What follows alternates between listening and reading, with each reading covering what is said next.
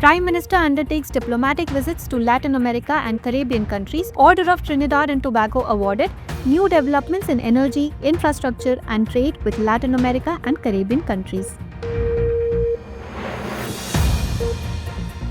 Colombia and Uzbekistan join NDB as new members. Total membership now increased to 11. New Development Bank, a multilateral development bank established by BRICS countries. Scientists achieve major success. New gene therapy successful in treating deafness. New gene therapy will prove effective in curing congenital deafness.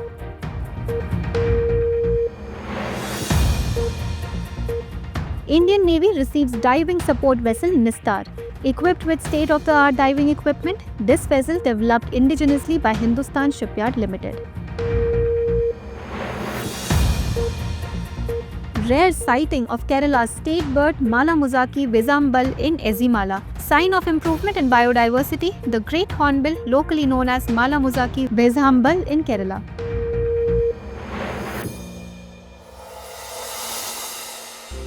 Recently, the Indian Prime Minister undertook a diplomatic visit to Latin American and Caribbean countries. During this visit, he was honored with highest civilian award of the Caribbean countries, the Order of Trinidad and Tobago.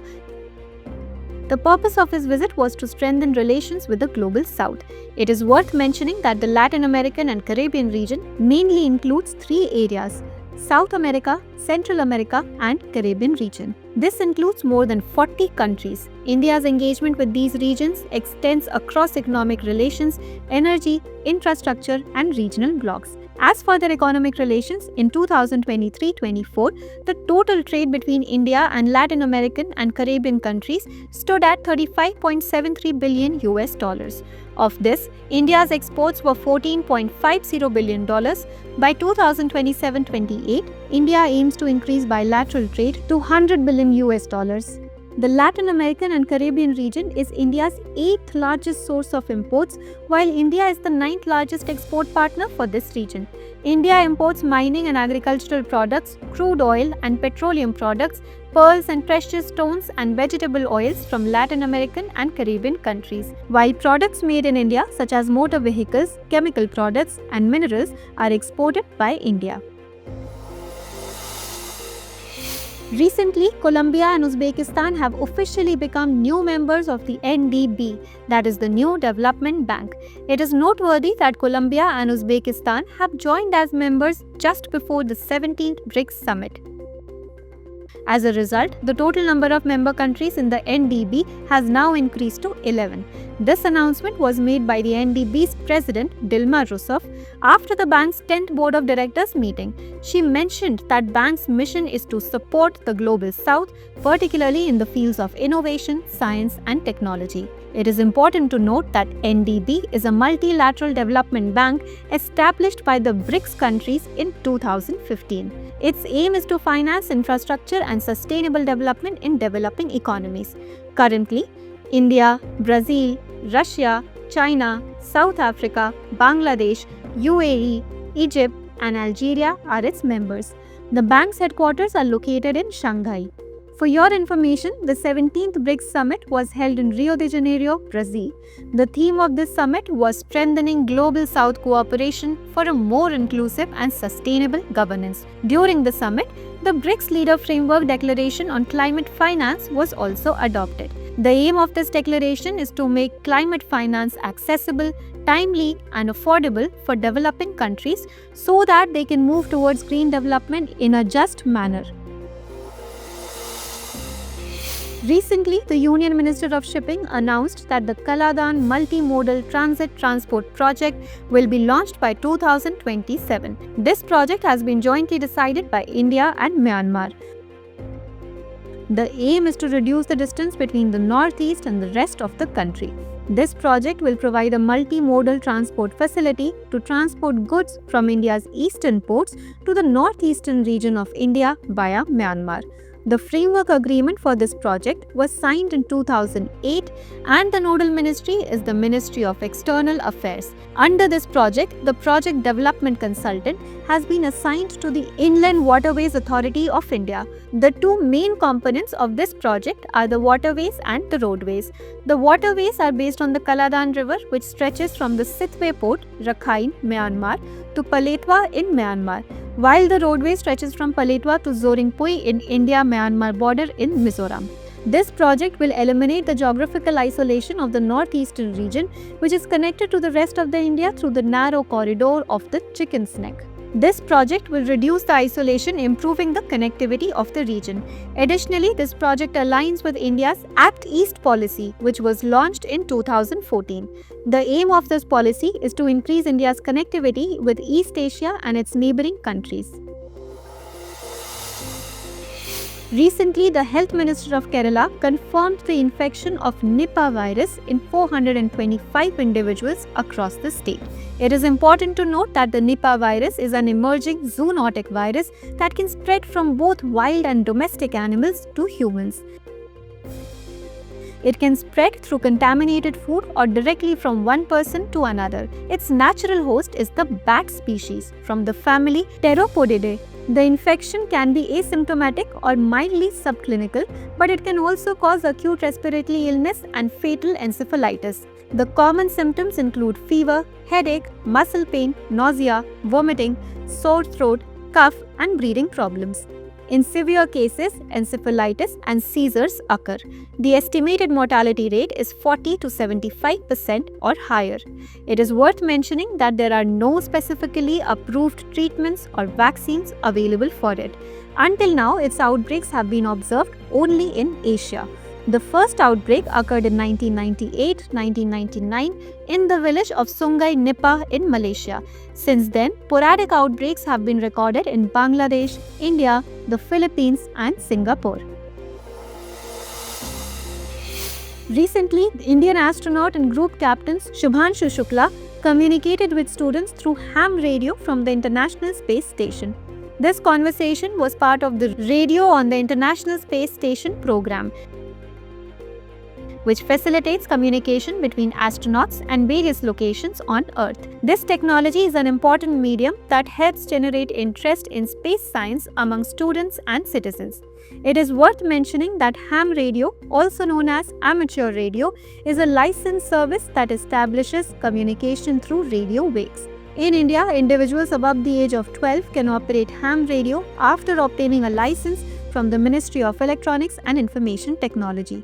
This technology could also be a way to involve ordinary citizens in scientific experiments. For information, the International Space Station is a large scientific laboratory located in the Earth's orbit. It has been operational since 1998 and hosts astronauts and scientists from 15 countries. The ham radio communication system on the ISS plays a significant role in establishing contact with Earth. Recently, scientists have developed a new gene therapy that could prove to be a boon for children and adults struggling with congenital deafness or severe hearing problems. A team of researchers from Sweden and China successfully tested this therapy, resulting in improved hearing capacity in 10 patients. This study was published in the Nature Medicine journal. The study included 10 patients aged 1 and 24 years who were suffering from deafness or severe hearing problems due to mutations in the OTOF gene. This mutation causes a deficiency in the otofurlin protein, which plays a crucial role in transmitting sound signals from the ear to the brain. In this gene therapy, a special type of synthetic virus, AAV, was used to deliver a working version of the OTOF gene into the inner part of the ear. This was done by a single injection administered through the membrane located at the base of the cochlea, a part of the ear. After a 6-month follow-up, significant progress was observed in all the patients. On average, the patients were able to hear sounds at 106 decibels, which was 52 decibels better than before.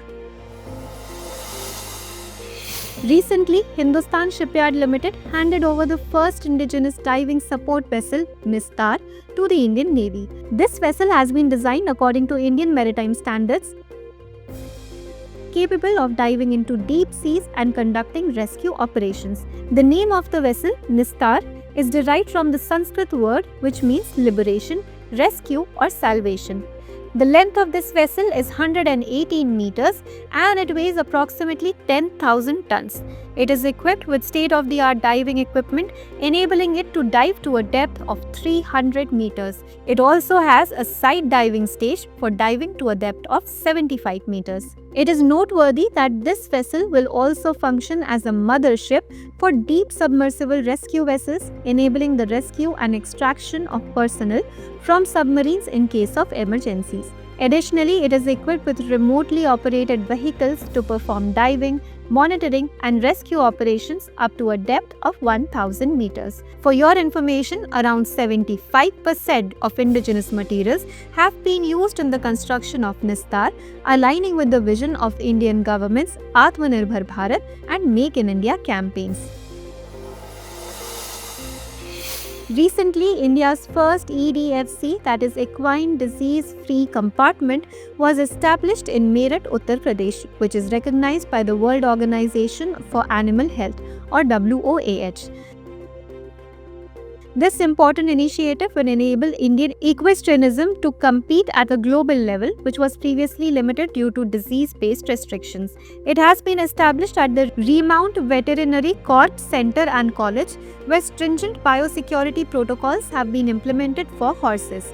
This hub has been certified the absence of major horse diseases such as equine infectious anemia, equine influenza, equine pyroplasmosis, glanders, and surra. Additionally, India has maintained disease-free status for African horse sickness since 2014. This initiative will strengthen India's animal health systems in line with global standards and open new opportunities in the equestrian, breeding and trade sectors. The development involves the cooperation of the Ministry of Fisheries, Animal Husbandry and Dairy, the Equestrian Federation of India and the Uttar Pradesh government. This step not only signals improvement in the equestrian field but also reflects India's global trade commitments and dedication to animal welfare. Recently, Kerala's state bird Malamuzaki Westhumble has been sighted again in the coastal areas of Ezimala. Malamuzaki Westhumble is the local name for the great hornbill in Kerala. It is hoped that the sighting of this rare bird in Ezimala indicates an improvement in biodiversity. This bird is usually found in Kerala's evergreen and moist deciduous forests such as Silent Valley, Neliyampathy, Parambikulam and other areas. However, its presence in coastal areas is unusual and is considered an important ecological indicator. It is worth noting that the great hornbill is listed as endangered on the IUCN Red List and is also protected under Schedule 1 of the Indian Wildlife Protection Act 1972. This bird is typically found in moist evergreen and deciduous forests at higher elevations. The species is facing threats due to habitat loss and hunting. The sighting in Ezimala highlights the need to strengthen conservation efforts. This event is significant for biodiversity conservation and ecological research, which could guide future conservation policies. Recently, Vatsala, considered Asia's oldest elephant, passed away at the Pana Tiger Reserve. It is estimated that her age was over 100 years. It is worth mentioning that Pana Tiger Reserve is a part of the Vindhya mountain range located in the northern part of Madhya Pradesh, spreading over an area of 542 square kilometers. This is the only tiger sanctuary in the Bundelkhand region. The area falls under the biogeographical regions of the Deccan Plateau and the Central Highlands. The Government of India declared it a Project Tiger Reserve in 1994. The speciality of this sanctuary is its tabletop topography, which features wide plateaus and valleys. Two plateaus run parallel from southwest to northeast. The Cane River flows through the middle, flowing from south to north. Additionally, the sanctuary has rock paintings that are 2,000 years old, showcasing the historical heritage of the region. The surrounding area is inhabited by various indigenous tribes, with the Baiga and Gond tribes being prominent. In terms of vegetation, the major flora here is the dry deciduous forests. It is also home to a large population of tigers, bears, leopards, and striped hyenas. Additionally, other carnivorous animals such as jackals, wolves, wild dogs, wild cats, and spotted cats are also found here. That's all for now in this bulletin. After the news, let's take a quick look at 5 questions related to the bulletin. Consider the following statements regarding the new development bank. 1. It is a multilateral development bank established by the BRICS countries in 2015. 2. Currently, it has a total of 11 member countries. 3. Its headquarters is located in Manila. How many of the above statements are correct? A. Only 1. B. Only 2. C. All 3. D. None of these. Question 2. Consider the following statements regarding the Kaladan multimodal project. 1. This project has been jointly decided by India and Myanmar. 2. The framework agreement for this project was signed in 2008. 3. Its nodal ministry is the Ministry of External Affairs. How many of the above statements are correct? A. Only 1. B. Only 2. C. All 3. D. None of these. Question 3. Consider the following statements regarding the Nipah virus. 1. It is a zoonotic virus. 2. Its natural host is considered to be bats. 3. A vaccine for this treatment has been approved by the WHO. How many of the above statements are incorrect? A. Only 1. B. Only 2. C. All 3. D. None of these. Question 4. Consider the following statements regarding Great Hornbill. 1. It is Kerala's state bird known as Malamuzaki Vizhambal. 2. It is listed as endangered in the IUCN Red List. 3. It is considered an important ecological indicator. How many of the above statements are correct? A. Only 1. B. Only 2. C. All 3. D. None of these. Question 5. Consider the following statements regarding the Pana Tiger Reserve. 1. It is part of the Vindhya mountain range in the northern part of Madhya Pradesh. 2. The Government of India declared it a Project Tiger Reserve in 1994. 3. It is the only tiger sanctuary in the Bundelkhand region. How many of the above statements are incorrect? A. Only 1. B. Only 2. C. All 3. D. None of these. Please provide your answers in the comment section. But before we go, let's take a look at some small yet important news. Recently, Jennifer Geeling Simmons has been elected as the first female president of the South American country, Suriname. This election is an important step in women's empowerment and economic reform in Suriname's politics. Geeling Simmons is the leader of the National Democratic Party. Suriname is one of the poorest countries in South America. Currently, Suriname is facing an economic crisis, which includes repaying a loan of $400 million per year. Its population is approximately 646,000. The country is home to people from African Indigenous, Indian, Indonesian, Chinese, and Dutch cultures. Recently, World Population Day was observed on 11th July. The theme for this year's World Population Day is empowering young people to create families they want in a fair and hopeful world. The objective is to raise global awareness on population-related issues. This event was established in 1989 by the Governing Council of the United Nations Development Programme. The aim of the World Population Day is to increase awareness on various population issues such as family planning, gender equality, poverty, maternal health, and the importance of human rights. The Indian Post Department issued a commemorative postage stamp on 6 July 2025 to mark the 125th birth anniversary of Dr. Shyama Prasad Mukherjee. This stamp was issued to honor his contributions and to pass on his legacy to future generations. Dr. Mukherjee was born on 6 July 1901. He was the youngest Vice Chancellor of the University of Calcutta. He was a renowned educationist, thinker, and the founder of Bharatiya Jan Sangh. Dr. Shyama Prasad Mukherjee advocated strongly for making Jammu and Kashmir an integral part of India and called for the abrogation of Article 370 in his speech in Parliament.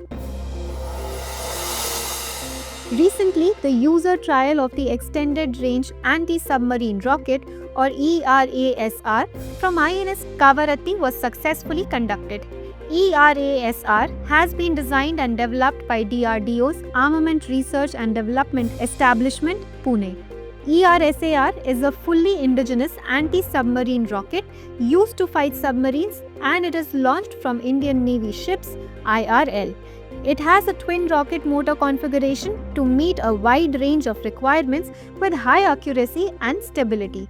ERASR uses an indigenously developed electronic time fuse. Recently, Prime Minister Narendra Modi was on a 4-day visit to Brazil. During this visit, Prime Minister Narendra Modi was awarded Brazil's highest civilian honor, the Grand Collar of the National Order of the Southern Cross. Brazilian President Lula da Silva presented this award in recognition of Prime Minister Modi's remarkable contribution to strengthening bilateral relations and enhancing India-Brazil cooperation on major global forums. Prime Minister Modi held a bilateral meeting with President Lula da Silva and announced that trade between two countries should reach $20 billion in 5 years. On 10th July, National Fish Farmers Day was celebrated. This day is observed to honor and remember the contributions of Professor Dr. Hiralal Chaudhary and his associate Dr. K.H. Alikuni in the Indian fisheries sector. Dr. Chaudhary and his associate Dr. Alikuni guided the induction of the hypophysation technique in Indian major carps on this day in 1957, which ultimately led to a revolution in the inland aquatic agriculture. It is noteworthy that through the Blue Revolution, significant progress has been made in the fisheries sector in the country.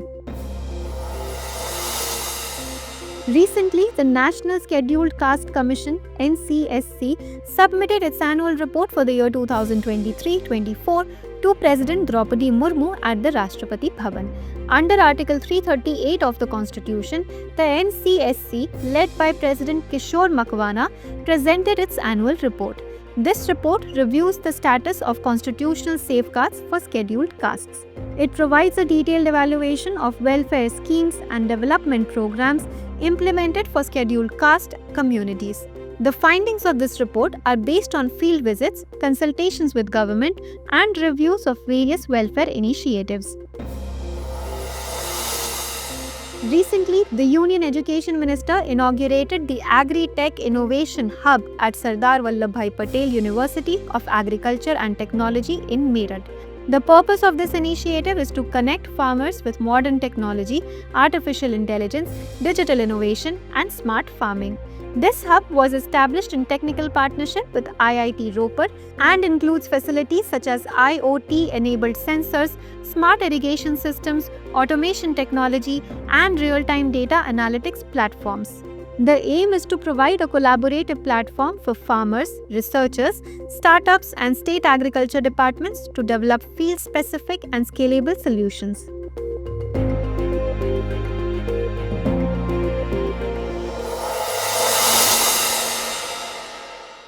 For more informative content, like, share and subscribe, and do not forget to press the bell icon to get the notifications.